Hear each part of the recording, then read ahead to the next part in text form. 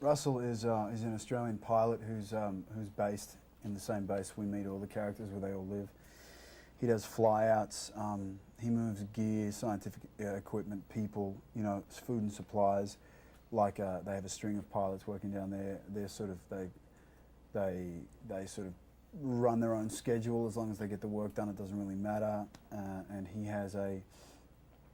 he's an Aussie lad. He's a bit of a womanizer. He's got all these sort of fronts that this way of sort of portraying himself that keeps everyone at arm's length, because essentially he has, like all the characters in the show, another agenda. He has an MO, and that sort of, he does, in this very close-knit community, he does his best to keep everybody as far away from his business as he can. My character's name is Robert Price. I am an ex-Marine, Special Forces soldier, now working for the UN. I come in about a third of the way through the film, and you see the character poking around at a murder site, and the U.S. Marshal doesn't quite know who he is and what his motivation is, but you soon learn to know that he's just there to try and solve the murder along with her, and then further along we go, we see that he's got some other intentions going on. So, you know, as an audience member, I think he's another character that's placed in this puzzle of trying to solve what's going on in this film. Mm-hmm.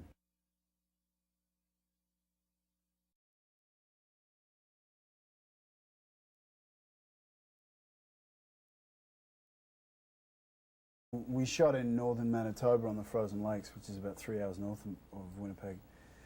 And it was cold. It was sort of -40, -50. And we spent the first couple of weeks there, and then we went to Montreal and we spent a few months in the sound stages and did all the internal stuff we needed to do. The great thing about doing all the exteriors where we did them, in the conditions that we did them in, is that essentially that's very close to the conditions where this film is situated and where these people live and have to survive. And it changes how you feel. It changes, your blood pressure drops, you get dizzy and euphoric, the simplest tasks become difficult. You can't see the horizon for the edge of the ice, and so you can get disorientated very quickly. So it was very helpful as an actor.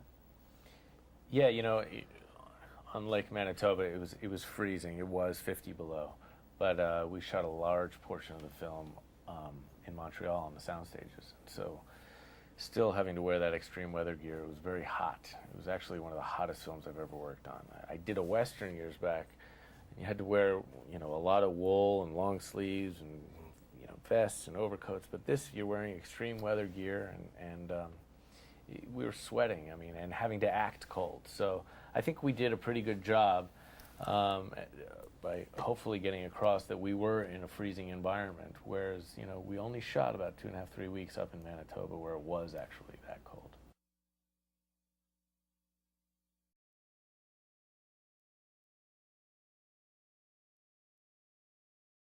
She's terrific. You know, this film is very heavy and serious in its approach to the storytelling, and, you know, in between takes, she's just making the whole crew and all of us laugh, and, you know, she really keeps a light, you know, levity. You know, she's just very playful and extremely quick-witted and a real leader. So she's cool. The lead actor of a film sets the tone for the film and sets the tone for everybody, and she set a great tone.